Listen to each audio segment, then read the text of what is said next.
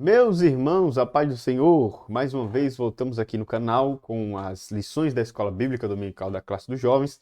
Desta feita, no terceiro trimestre desse ano de 2025, iremos estudar a liberdade em Cristo.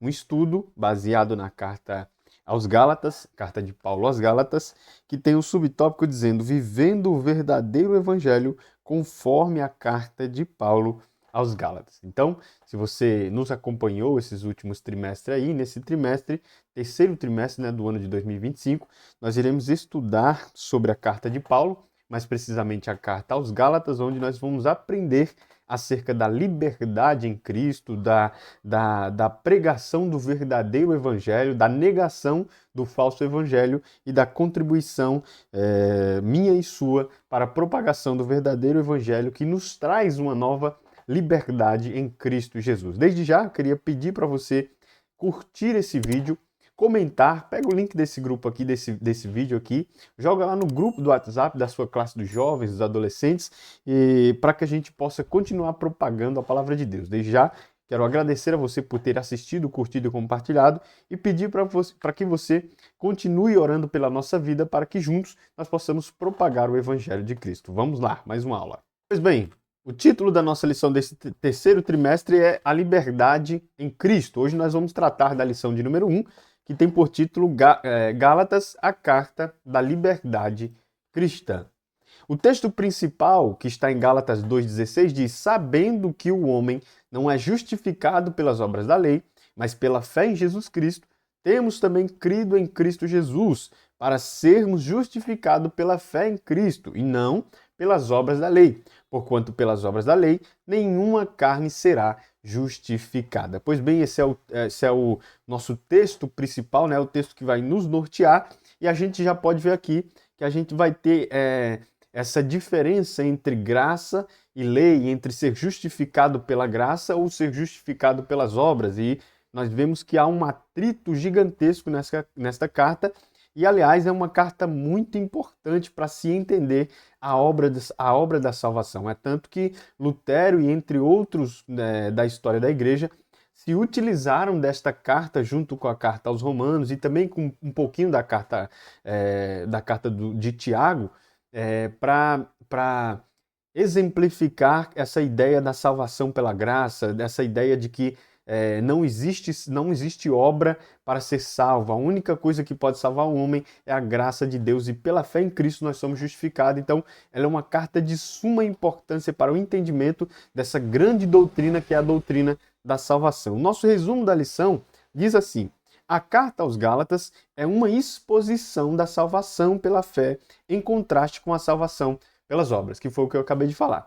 Nessa primeira lição, a gente vai ter uma lição mais detalhada a respeito de propósito, de autoria, de motivo de Paulo ter escrevido essa carta, e vamos dar uma pincelada a respeito desses motivos de Paulo, de que era para combater esse falso evangelho que estava surgindo ali no seio da igreja dos Gálatas, para dizer para eles que a salvação é somente obtida através da fé em Cristo Jesus, que isso é suficiente para todos nós sermos salvos em Cristo. Então, o nosso texto base está em Gálatas 1, do 1 ao 5. Aí você pode ler com os seus alunos na classe, onde você estiver, para que possa ter uma exposição da palavra de Deus, tá bom? Na minha introdução eu coloquei assim: liberdade e suficiência. Essas duas palavras resumiriam bem o propósito da escrita aos Galáticos. Homens e mulheres a quem esta carta foi endereçada viveram e alcançaram a graça de Deus no primeiro século, presenciaram milagres, participaram da graça salvadora, compartilharam com Paulo as glórias e as inglórias do chamado à salvação. Os crentes gálatas eram mulheres e homens que foram alcançados pela pregação e o ensino da salvação oferecida por Jesus, mas que em algum momento se deixaram levar por ensinos diferentes dos que haviam recebido e estavam afastando-se do plano de Deus para suas vidas. Por isso, liberdade e suficiência resumem bem esta carta.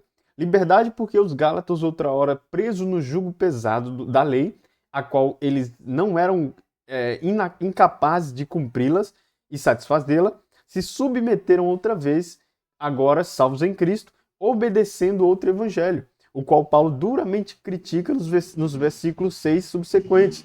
Suficiência porque a mistura desse falso evangelho carregava práticas de salvação, a qual o sacrifício de Cristo deveria ser acompanhado de algo mais.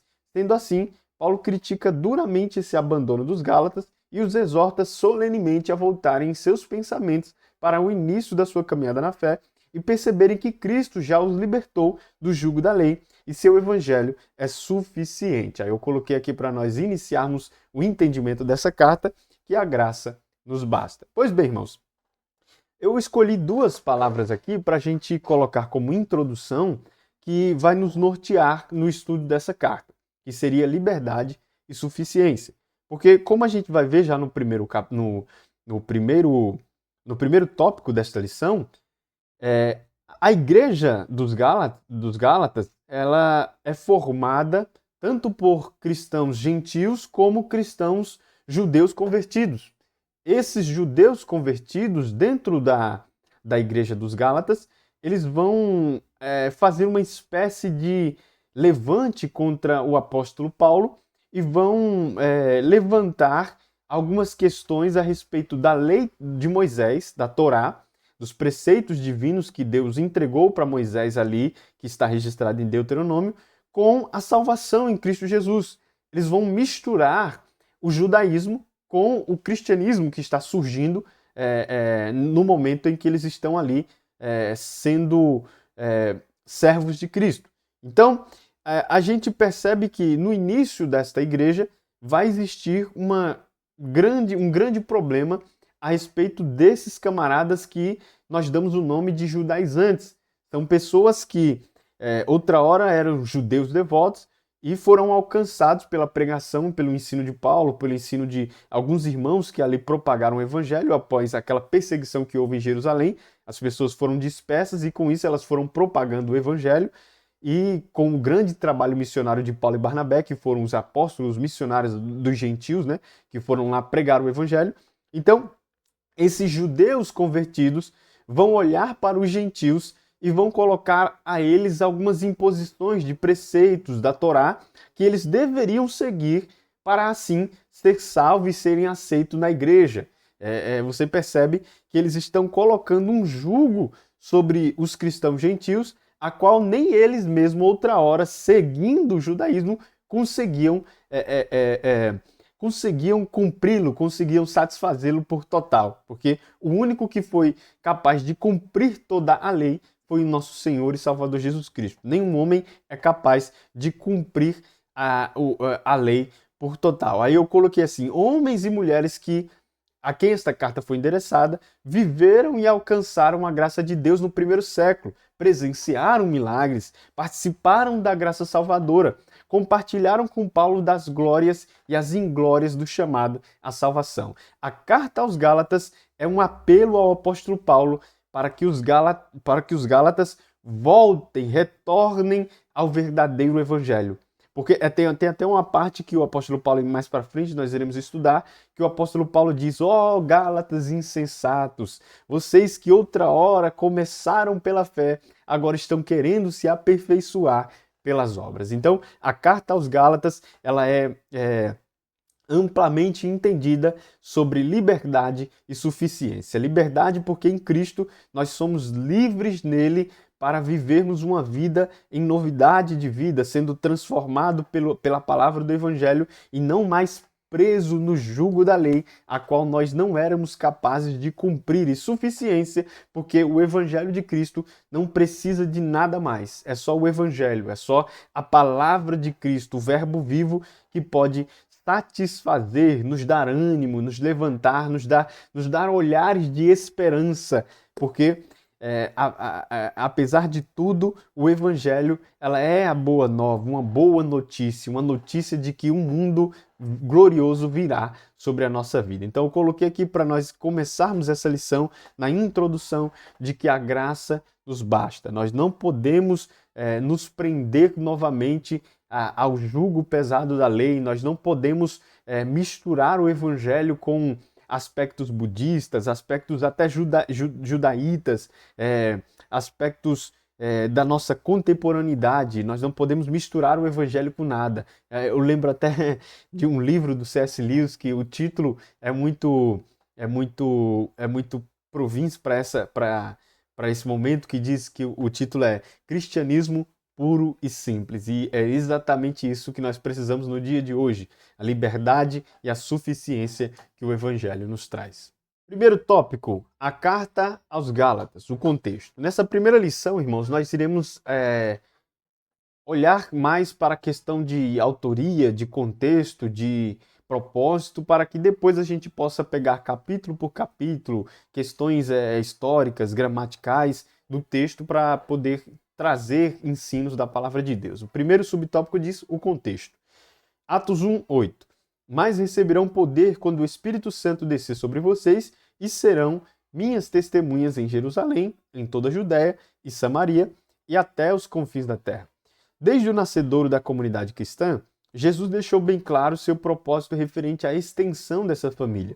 O livro de Atos narra o início e meio desse grande projeto de Deus, se iniciando em Jerusalém, espalhando-se por Judéia, Samaria e, enfim, chegando aos confins da terra. Logo após uma grande perseguição em Jerusalém aos cristãos, eles foram dispersos para cidades próximas, alcançando assim a Judéia, Samaria e os confins. Essa propagação do evangelho se deu por alguns irmãos e irmãs que foram dispersos e também pelo trabalho missionário de Paulo e Barnabé, que juntos iniciaram a propagação aos gentios. Com este avanço da igreja, alcançando povos e nações, culturas e realidades diferentes do seu berço de origem, Jerusalém, acontece o que chamamos de choque cultural. Judeus e gentios vão passar a viver em uma única família. Práticas de até então distintas passaram a ser comuns entre ambos. Com isso, surge no âmago da igreja dos Gálatas, por parte de alguns judeus convertidos, a ideia de que era necessário aos judeus obedecerem a alguns preceitos da lei para serem aceitos e salvos. Esse grupo ganha o nome de judaizantes. Pois bem, irmãos, a ordem de Jesus em Atos, dos apóstolos, foi para que eles ficassem em Jerusalém até ser revestidos de poder, para assim eles serem testemunha em Jerusalém, Judéia, Samaria e, enfim, os confins da terra. A gente entende com isso de que Deus capacitaria a sua igreja, os seus servos, para que eles pudessem, pouco a pouco, alcançar as multidões e as nações. O plano de Deus sempre foi a salvação do mundo inteiro. O plano de Deus sempre foi alcançar os confins da terra.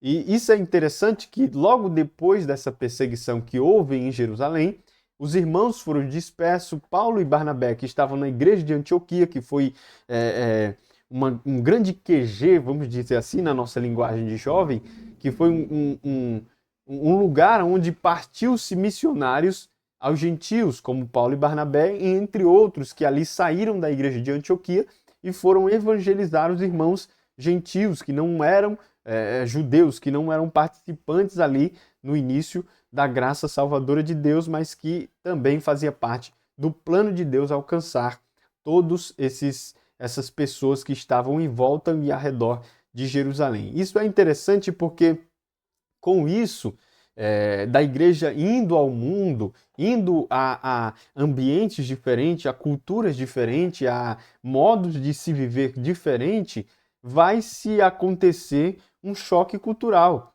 Porque os judeus, Israel, em Jerusalém, eles têm até hoje uma cultura bem centrada, uma cultura bem diferente, vamos dizer assim, de todo o resto do mundo. Eles têm um próprio jeito de ser, um próprio jeito de se vestir, um próprio jeito de falar, de agir e de ser, que é próprio do Deus de Israel. E isso é interessante porque eles vão ter esse choque cultural.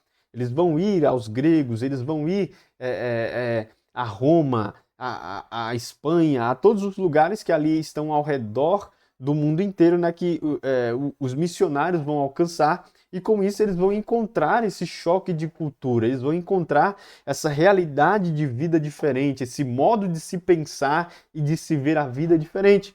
Então, é óbvio e evidente que isso iria resultar em um conflito de ideias, um conflito de interesses, um conflito de de entendimento da própria palavra de Deus, e foi o que aconteceu na igreja dos Gálatas. Foi lá que aconteceu, aonde judeus convertidos quiseram colocar para os gentios que estavam chegando agora na graça de Deus, na graça de Jesus, impuseram a eles ordens de que eles deveriam também obedecer à lei mosaica, como os judeus já obedeciam, e os judeus convertidos ao cristianismo continuavam obedecendo às leis, porque eles se consideravam judeus, mas convertidos em Cristo Jesus. E aí surge esse conflito entre gentios e judeus, e daí surge o nome que nós damos aí, que eu coloquei até aqui, que são os judaizantes. Eles vão pegar aspectos da cultura judaica e misturar com a salvação, com a graça, com o cristianismo, fazer uma espécie de mistura e impor a todo aquele que quiser entrar, aceitar a graça de Jesus e ser participante dessa salvação, para que ele possa ser salvo, ele vai impor essa condição salvífica, que ele deva também obedecer esses preceitos. É tanto que Pedro cai nessa artimanha e diz que era necessário, agora não me recordo o nome do varão, mas era necessário para que esse varão estivesse com Paulo, que ele fosse circuncidado também. E aqui nessa carta aos Gálatas, a gente vai ver essa questão da circuncisão e a incircuncisão, e mais para frente nós iremos entrar nessa questão mais profunda a respeito do que de fato significa a circuncisão, que Paulo nos dá uma lição gigantesca do que realmente é a circuncisão. E com isso, com esse choque cultural, com esses judaizantes que vão nascer no seio da igreja de Gálatas, vai acontecer esse conflito. Este é um dos motivos de Paulo também escrever essa carta. Ele precisa combater essa espécie de ensino herege, né? Porque é um ensino que não condiz com a palavra de Deus, é um ensino que tenta misturar a doutrina primária da igreja, a doutrina primária do cristianismo, que é a salvação pela fé em Cristo Jesus, com artimanha de obras, e a gente vê isso nos nossos dias hoje em dia, onde homens dizem que se você não fizer isso ou não fizer aquilo, você pode perder a sua salvação, e você vê claramente que esses aspectos judaizantes ainda estão no nosso meio da igreja hoje em dia, onde nós tentamos misturar a cultura judaica junto com o cristianismo e até mesmo deixamos aspectos que são próprios do cristianismo para lá e colocamos aspectos de outras religiões inúmeras, não só do judaísmo, dentro do cristianismo, para assim tentar, de certa forma, criar uma nova religião, que é o que Paulo vai combater aos Gálatas. Aí eu coloquei aqui para nós concluir dizendo: eles perturbaram a paz da igreja em Gálatas com ensinos que enfatizavam o esforço humano como um auxiliar à graça de Deus. Irmão, não existe nenhum esforço humano que possa alcançar a graça de Deus. A graça de Deus ela é somente alcançada através de Cristo Jesus na cruz do Calvário. A salvação ela é de graça, mas ela não foi de graça. Jesus morreu por nós. Ele que foi o cumprimento perfeito. Ele foi a oferta perfeita. Ele foi o sacrifício perfeito. Ele cumpriu a lei perfeitamente. Irmão, isso é lindo porque isso nos mostra que Jesus, ele veio realmente para cumprir essa tarefa. E ele sabia tanto disso que quando ele estava na cruz do Calvário, estendido seus braços, a morte não o levou.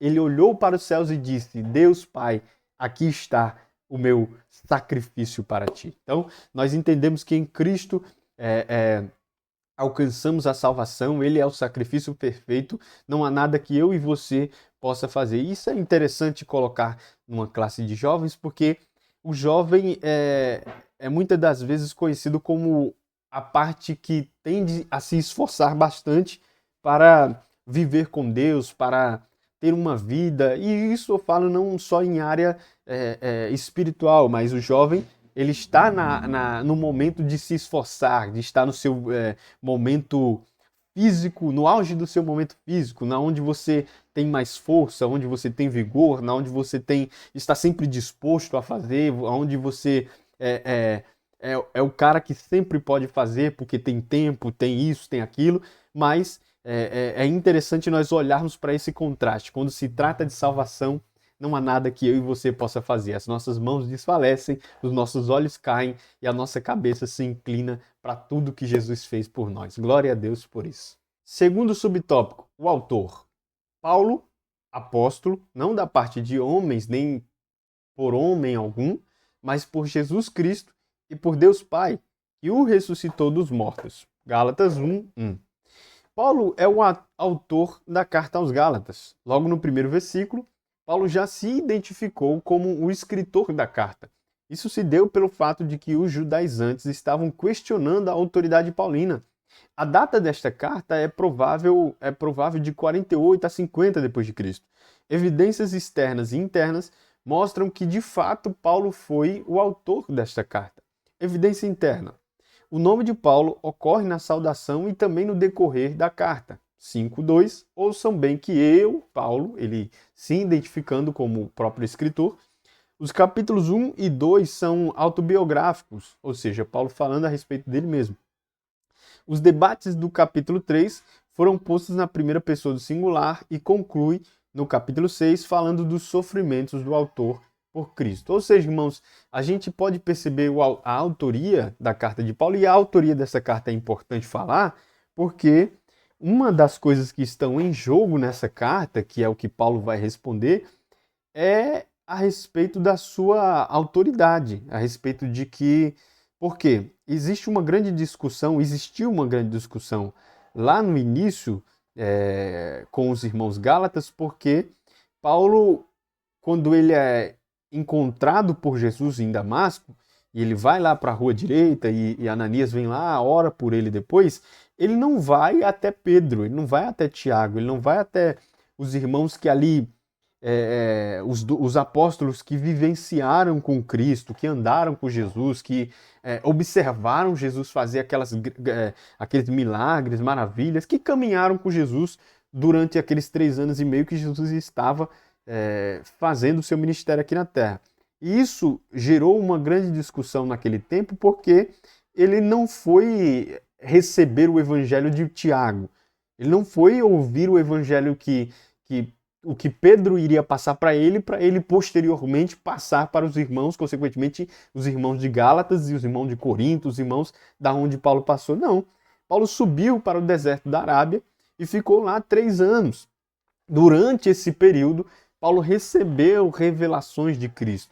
Paulo teve experiências inefáveis que ele mesmo conta em uma de suas cartas, que não pode se falar, ele não pode contar as coisas magníficas que ele viu, ouviu e presenciou de Cristo. Então, perceba que o evangelho que Paulo está pregando é um evangelho que a autoridade foi dada a ele pelo próprio Cristo Jesus.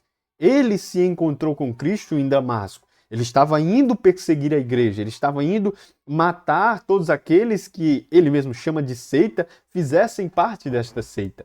Ele estava disposto a isso, mas teve um encontro com Cristo e logo depois não pertenceu, não foi procurar Pedro, Tiago, João, nenhum dos irmãos, dos líderes, vamos dizer assim, do cristianismo após a morte de Cristo, morte e ressurreição de Cristo. Ele não procurou, ele foi simplesmente para o deserto da Arábia, ordenado por Deus e lá instruído por Deus, e é por isso que essas questões a respeito da autoria da carta de Paulo é importante, porque os irmãos de Gálatas, esses judaizantes que estavam trazendo todos esses problemas para a igreja e para Paulo, eles estavam questionando a autoridade de Paulo. E questionar a autoridade de Paulo é muito perspicaz da parte deles, porque se a autoridade de Paulo é quebrada, o evangelho que Paulo prega também é quebrado. Assim também é na nossa vida. Se a nossa conduta é falível, aquilo que nós falamos não é infalível. Aquilo que nós falamos já não tem mais sustentabilidade. Então é por isso que Paulo está se dirigindo aos Gálatas, defendendo a sua autoria da carta, a sua autoridade que Cristo deu para ele. Por isso que estudar a autoria da carta aos Gálatas e de outras cartas é muito importante. Aí eu coloquei as evidências externas também, que eu disse assim, existem diversas referências dos pais da igreja. Os pais da igreja foram aqueles homens que viveram logo após a morte dos últimos apóstolos, lá no primeiro século, nos primeiros séculos da igreja. Logo após que todos os apóstolos morreram, vai surgir um período que a gente chama na teologia, que é o período patrístico, que são os pais da igreja, que foram os mais próximos ali dos apóstolos, onde estudaram a palavra, chegaram, tiveram contato, alguns deles tiveram contato com uns dos apóstolos, não todos, né, vai se saber, mas tiveram essa espécie de proximidade com os apóstolos, e eles trabalharam ali nos primeiros séculos da igreja. Eu coloquei aqui, existem diversas referências dos pais da igreja nos primeiros séculos da igreja, atribuindo a autoria desta carta a Paulo, nomes como Irineu, Orígenes, Jerônimo e Pelágio, no século IV. Estudaram e citaram a carta como autoria de Paulo. No século XVI, utilizada e difundida durante a Reforma Protestante por intermédio do comentário de Lutero. Ou seja, a gente tem duas formas de ver a autoria da carta aos Gálatas. A primeira dela, e é a que eu mais busco confiança, é a evidência interna. A gente vê o próprio Paulo dizendo, Paulo, apóstolo. E é interessante, irmãos, que perdão, Paulo, ele sempre teve a ideia de, quando vai se apresentar, colocar a sua carta, ele coloca o nome dele em primeiro lugar e em segundo ofício. Perceba aí, você pode abrir toda a carta de Paulo e você vai ver que Paulo coloca Paulo, apóstolo, Paulo chamado. Ele nunca coloca apóstolo em primeiro lugar antes do seu nome. Ele sempre coloca o seu nome em primeiro, depois o seu ofício, porque o que ele entendia e que o que era mais empregado naquele tempo é que o nome da pessoa vale muito mais do que aquilo que ela faz. Porque você conhece muita gente que faz coisa grandiosa, mas o seu nome é estragado. Você consegue entender isso aqui? Então, nesse tempo, o nome ele valia como uma espécie de constatação do que aquele homem era fiel, era um homem digno, era uma pessoa de boa estima, uma pessoa que não tinha nada a esconder, que não tinha medo de falar o seu nome em praça pública. Aí a gente vê as evidências externas que os pais da igreja citaram a carta de Paulo e a carta aos Gálatas como autoria ao próprio Paulo, e a gente vê também, como eu falei no início da lição, que no século XVI, Lutero se utiliza muito da carta aos Gálatas, Romanos e até a própria carta do apóstolo Tiago para falar a respeito desse conflito entre graça e lei, entre circuncisão e incircuncisão. Então, a autoria desta carta é uma autoria paulina. A gente tem evidências internas e evidências externas e que nos passam essa credibilidade e autoridade do que aquilo que Paulo pregou foi algo que Deus deu para ele. O terceiro e último subtópico do primeiro tópico diz o motivo da carta. A carta aos Gálatas foi escrita com dois principais propósitos em vistas. O primeiro foi a defesa do apostolado de Paulo e o segundo a defesa do evangelho anunciado por Paulo.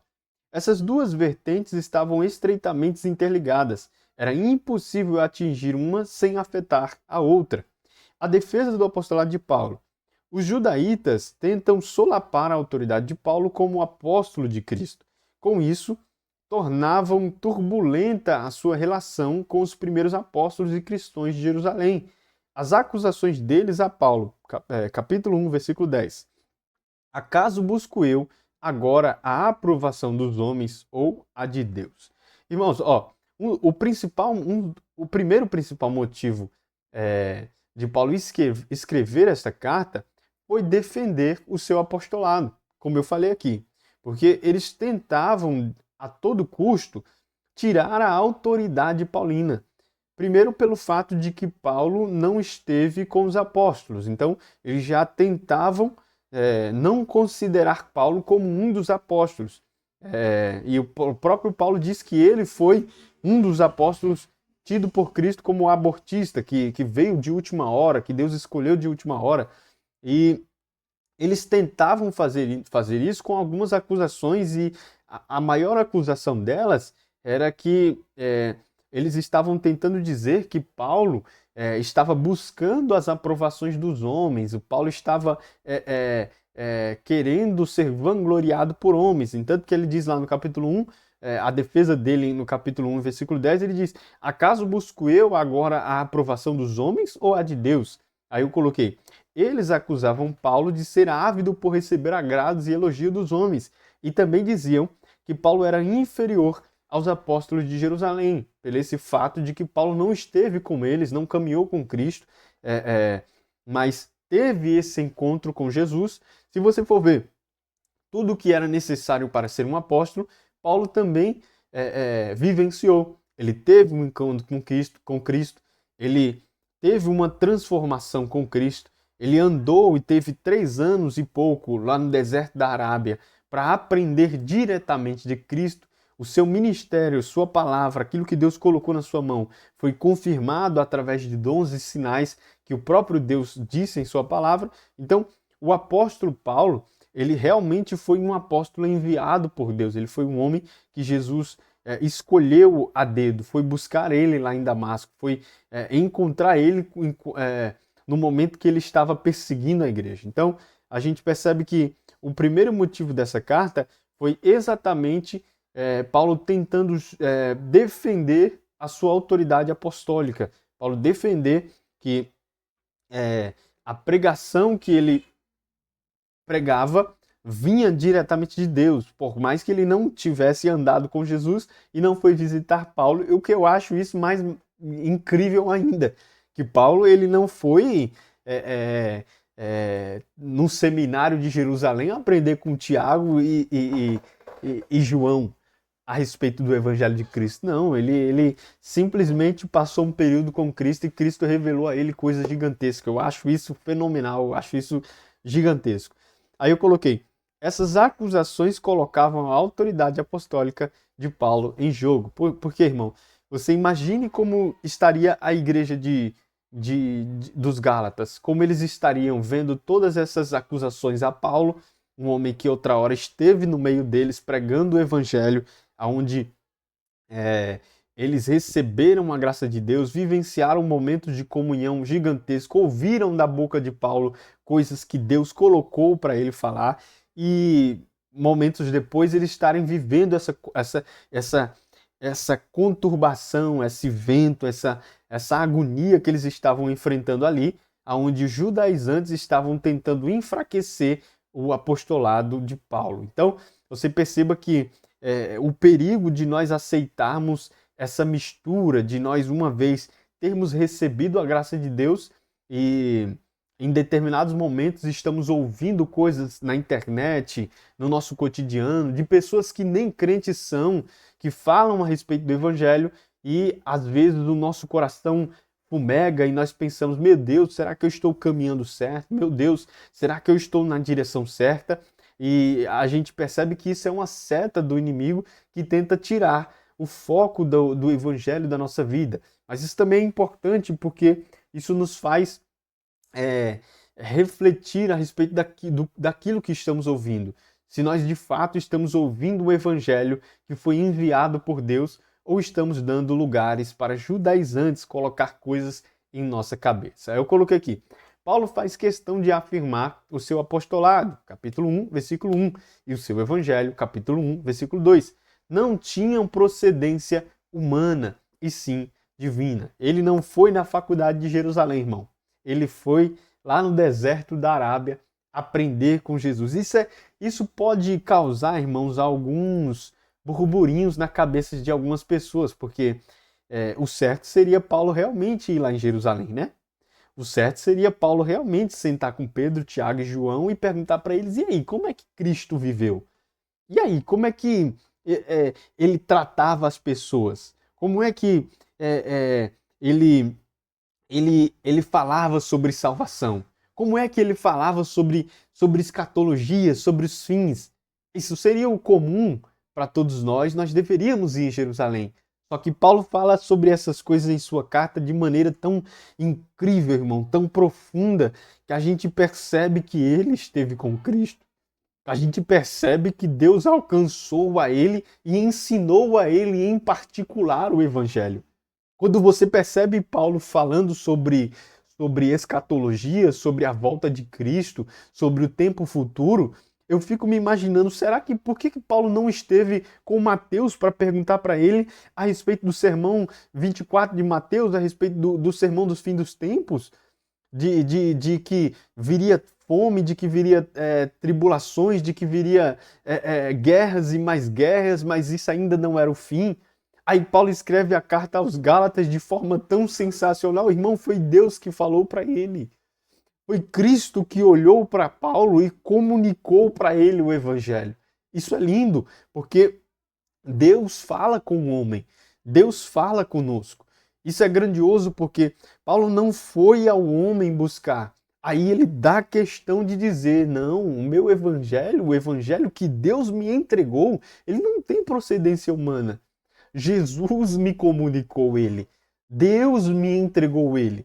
É por isso que a defesa do apostolado de Paulo é importante nessa carta. E é um dos motivos de Paulo ter escrevido essa carta, que ele vai defender, dizendo que aquilo que ele comunicou aos Gálatas, ele recebeu. É por isso que ele fala aos coríntios, eu os comuniquei aquilo que eu recebi do Senhor. Irmãos, Jesus e Paulo tiveram momentos de intimidade, onde Jesus pregou para ele, falou para ele, ensinou para ele coisas que hoje nós olhamos e ficamos abismados por tão profundo que é aquilo que Deus colocou no coração do seu servo. Aí eu coloquei aqui para concluir a defesa do evangelho proclamado por Paulo. Os judaítas combatiam ardosamente a liberdade que Paulo anunciava por meio do evangelho. Os judeus tinham cerca de 613 mandamentos citados no Antigo Testamento, 365 ordens e 248 proibições, e ainda mais determinações adicionais conhecidas como as tradições dos anciões. Em Marcos 7, 1, 13 nós encontramos essa referência. Os judaizantes da Galácia queriam introduzir algumas porções desta lei, enquanto eles mesmos não aguardam. O argumento de defesa de Paulo a essa investida era que acrescentar alguns preceitos da lei à fé não apenas anula a própria lei, isso aqui é importante, e a fé, mas também rechaça a graça de Cristo. Ou seja, irmãos, o segundo motivo que Paulo escreve esta carta é para defender o evangelho que ele mesmo proclamou. E o que é interessante é que a gente conhece no Antigo Testamento esses 613 mandamentos, que são 365 ordens e 248 proibições. E ainda tinha mais determinações adicionais, que é conhecida como as tradições dos anciões, que a gente vê em Marcos 7, 1 ao 13.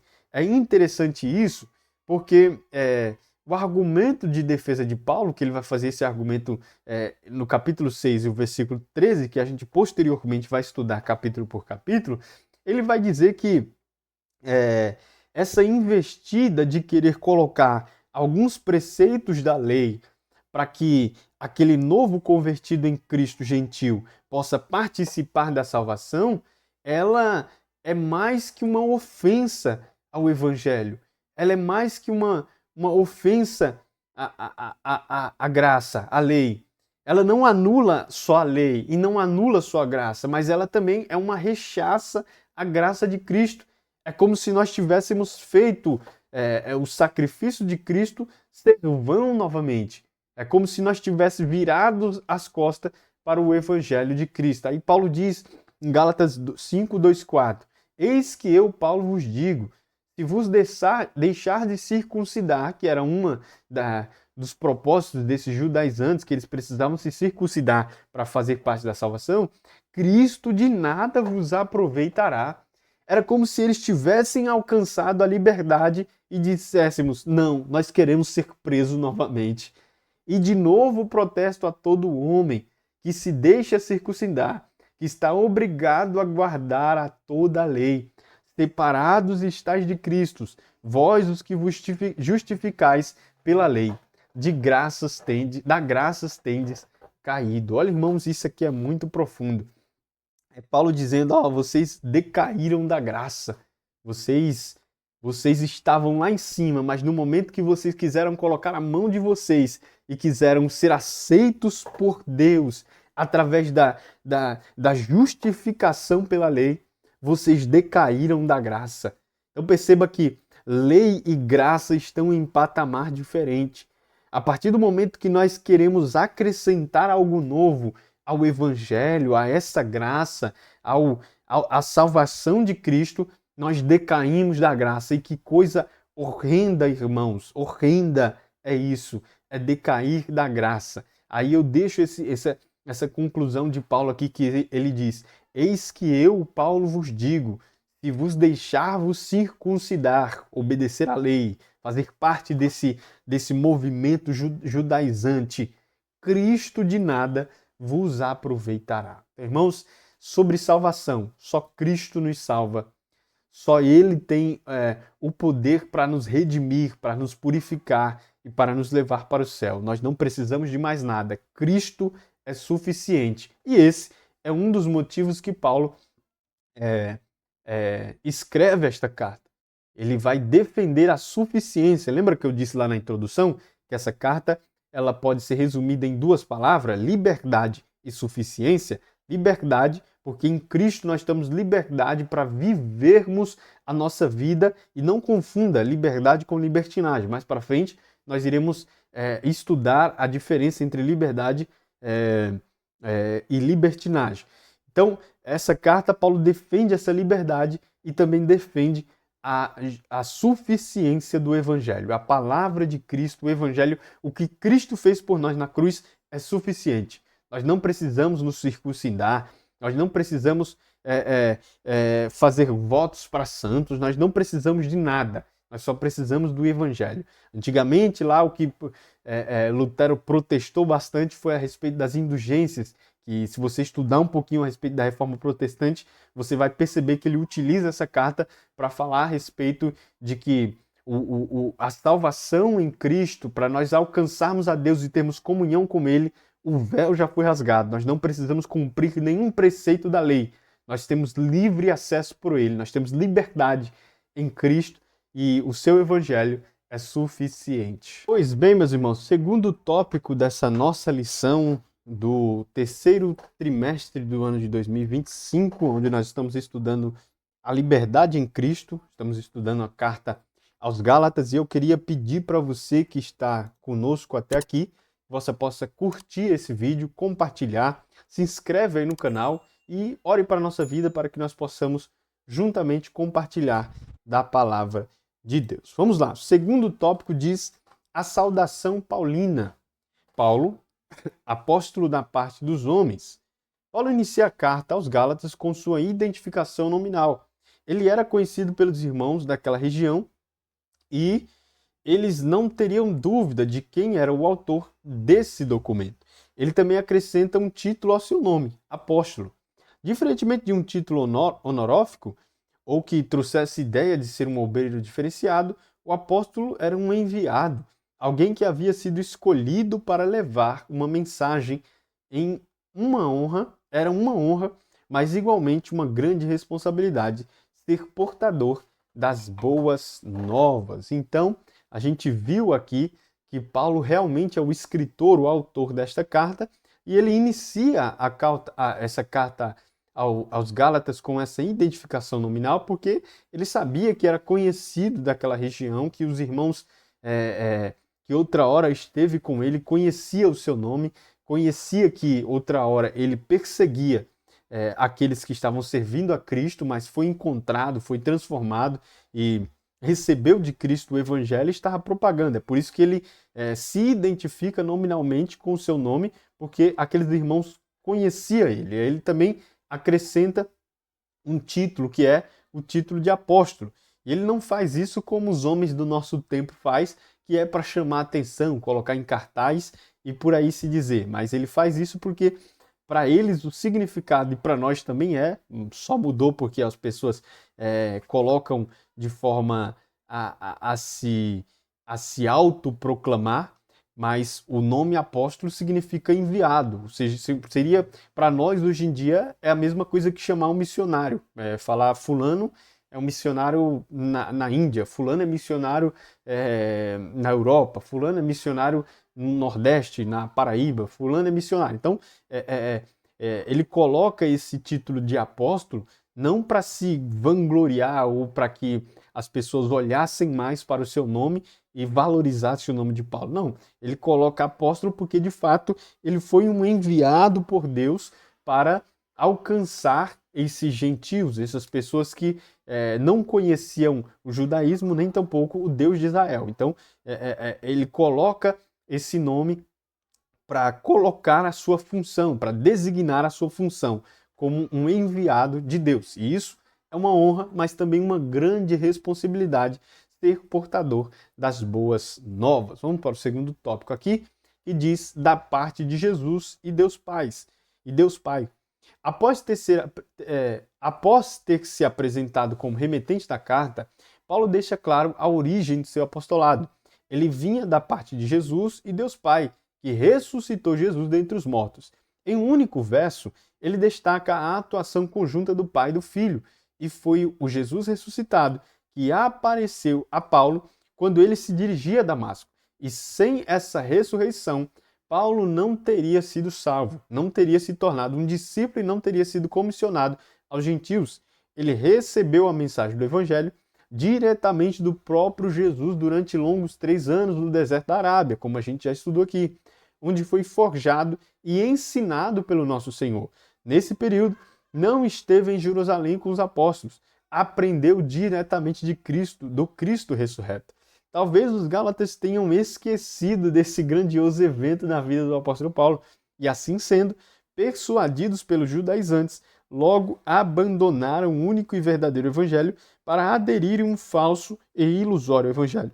De vez em quando somos compungidos por Cristo a lembrarmos de como o conhecemos para aprendermos a dar ouvido e crédito à palavra da verdade. Irmãos, é um resumo básico daquilo que a gente já estudou aqui no primeiro capítulo, que a gente viu que o apóstolo Paulo ele não foi em Jerusalém, ele não foi na faculdade de Jerusalém aprender com Pedro, Tiago e João, mas sim ele foi para o deserto da Arábia, onde ele ficou longos 3 anos aprendendo e sendo forjado pelo próprio Senhor Jesus. Nesse período ele não foi em Jerusalém, não teve com o apóstolo, ele aprendeu diretamente do Cristo ressurreto. E isso eu acho, particularmente franco falando, eu acho isso gigantesco, irmão, no ministério de Paulo. Você falar coisas que os apóstolos falaram ali para as pessoas em Jerusalém sem estar com eles é algo surreal, é um milagre, é algo espetáculo. E aí eu coloquei aqui, como o escritor da nossa revista colocou na revista, que de vez em quando nós somos compungidos por Cristo a lembrarmos de como o conhecemos para aprendermos a dar ouvido e crédito à palavra da verdade. Porque os Gálatas gentios, obcecados por esse ensino, por esse novo ensino que os judaizantes estavam falando ali, propagando para eles que eles deviam ser circuncidados, que eles deviam obedecer à lei para assim ser aceito na família de Cristo, eles acabaram caindo neste conto, no famoso conto do vigário.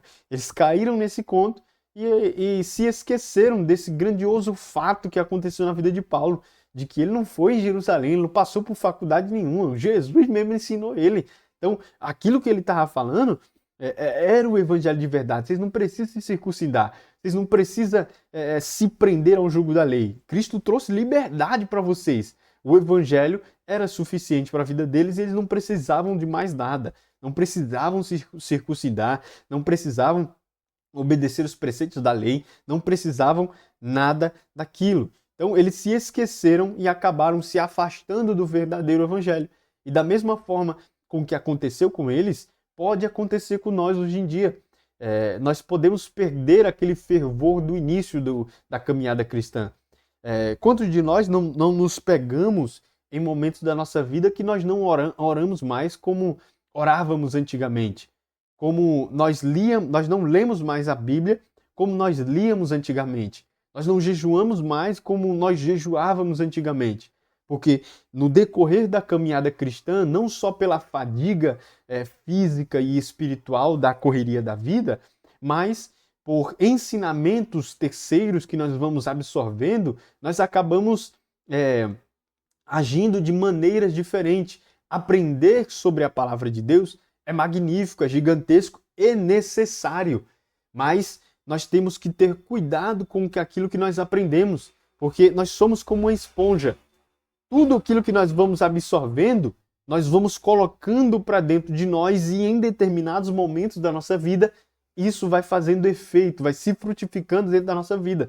Então, nós aprendemos coisas que não condiz com o Evangelho de Cristo e acabamos abandonando a palavra de Deus e coisas que são partes do Evangelho que nós não deveríamos abandonar. E é por isso que o autor colocou aqui na nossa revista dizendo: de vez em quando somos compungidos por Cristo a lembrar-nos de como o conhecemos, para aprendermos a dar ouvido e crédito à palavra da verdade. Terceiro e último subtópico desse nosso segundo tópico diz: os irmãos que estão comigo. Paulo tem a humildade de dizer que não está fazendo a obra de Deus sozinho.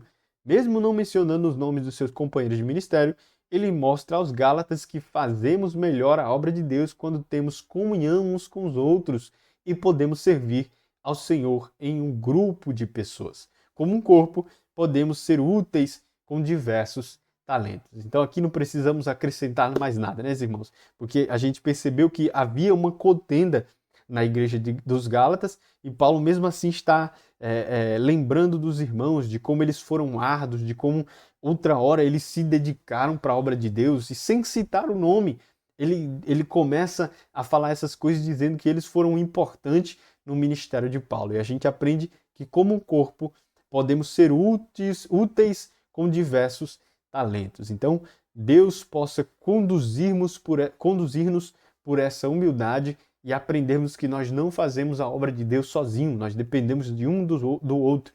Afinal de contas, nós somos um corpo, e um corpo ele é feito por membros como mão, braço, pernas, olhos, bocas e nariz.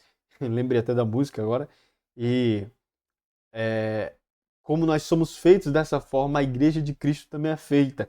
Ela tem partes de que cada um vai agir de acordo com a sua função no corpo de Cristo. E assim Deus vai ser glorificado através da sua igreja. Terceiro e último tópico da nossa primeira lição desse trimestre da Escola Bíblica Dominical diz assim: a mensagem para os nossos dias, a importância da liberdade. A carta aos Gálatas defende a liberdade cristã. Mas que liberdade é essa? A liberdade para não pecar, de não ser dominado pelo pecado. Liberdade não é libertinagem. Ao mesmo tempo, porém, isso implica não estar preso a práticas que se interponham a nossa salvação. E dentro do que Paulo fala, a certeza de que não precisamos seguir as obras da lei para complementar o sacrifício de Jesus que Jesus fez por nós. Os Gálatas haviam recebido o evangelho pela fé, mas estavam sendo ensinados que a salvação dependia de uma série de observâncias e costumes judaicos, o que era uma afronta à graça de Deus. Irmãos, a carta aos Gálatas, ela foi uma carta de suma importância para os Gálatas. Imagina, irmãos, se essa carta não chega a eles. O que seria do evangelho para os Gálatas? O que seria deles crescendo no início da igreja cristã, ouvindo que determinadas pessoas estavam dizendo no meio deles que para eles serem salvos, eles precisavam praticar alguns preceitos da lei. Eles precisavam complementar o sacrifício de Jesus com algumas práticas dos judeus.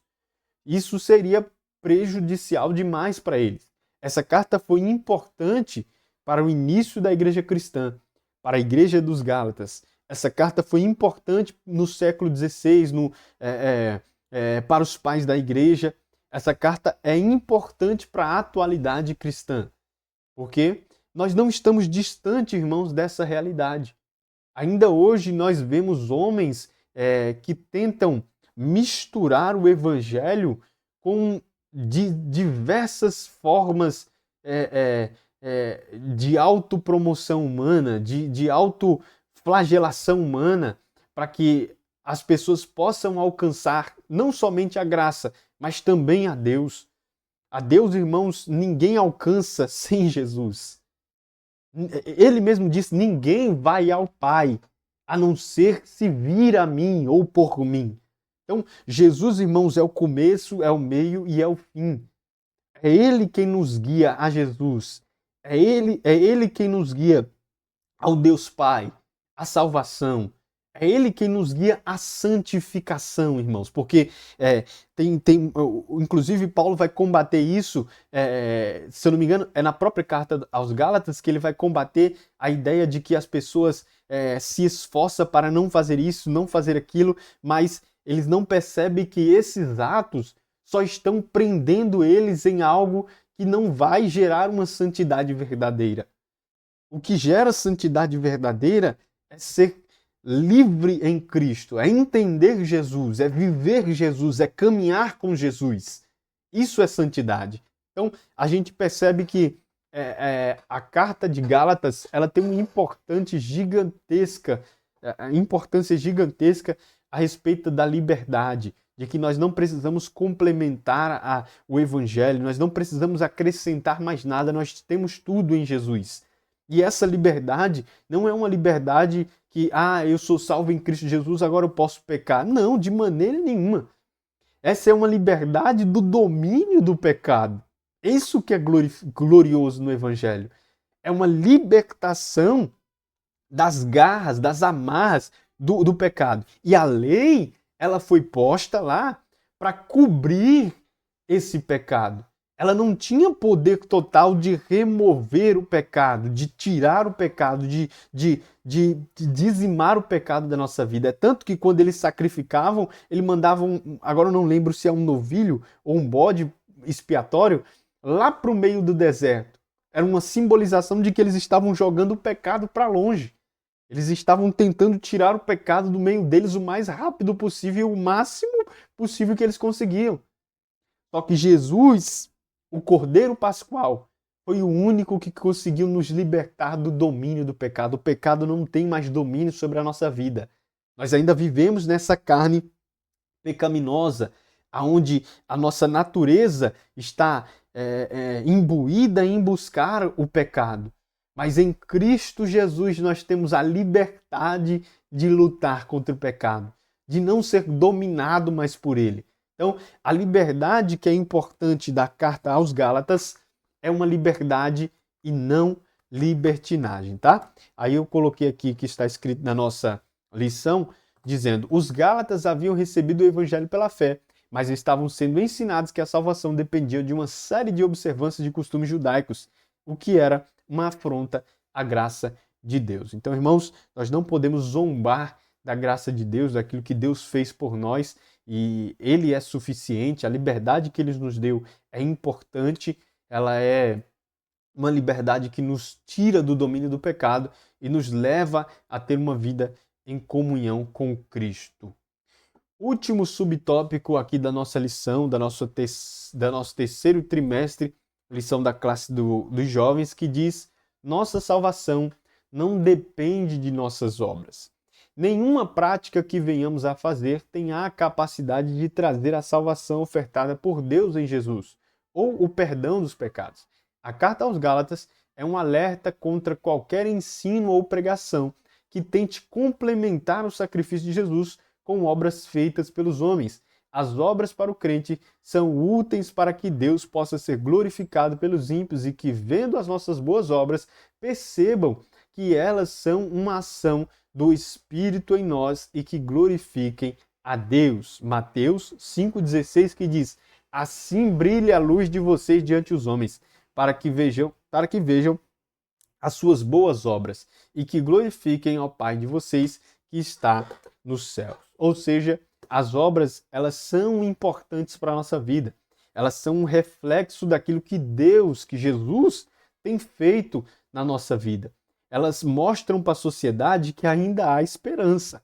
E a esperança não é a minha bondade, mas sim a bondade que Cristo colocou em mim. Você entende? Isso é profundo demais. Para encerrarmos a nossa lição de hoje, essa primeira lição é uma lição que nós vamos ver só a respeito de motivos, propósito, autoria, contexto da carta, para a partir da lição de número 2, nós começarmos a destrinchar capítulo por capítulo, versículo por versículo, e começar a aprender coisas gloriosas que Paulo deu para aquela igreja e que Jesus está disposto a nos dar no século presente, tá bom? Então, a nossa salvação não depende de nossas obras. Por nós estaríamos presos no pecado ainda, preso debaixo do jugo da lei, mas o que Jesus fez por nós é glorioso. As obras, elas servem para testemunho, para que as pessoas percebam que ainda há esperança, e a esperança é Jesus. Irmãos, eu agradeço você que me acompanhou até aqui. Essa é a primeira aula.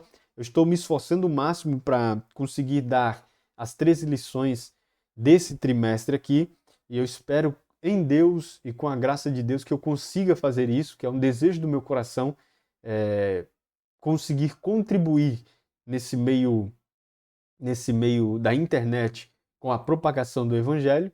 E ore por mim, que eu possa continuar aprendendo mais, continuar a estar cada vez mais aprendendo de Deus para poder comunicar o Evangelho com você aqui nas redes sociais. Eu vou pedir para você, se você ainda não curtiu, que você possa curtir esse vídeo, se inscreve no canal, compartilha lá no grupo do WhatsApp, lá no grupo dos jovens, dos adolescentes, da sua igreja. Manda lá, pede para os irmãos assistir e que o nome de Jesus seja glorificado. Deus abençoe e até a próxima. Muito obrigado. Tchau, tchau.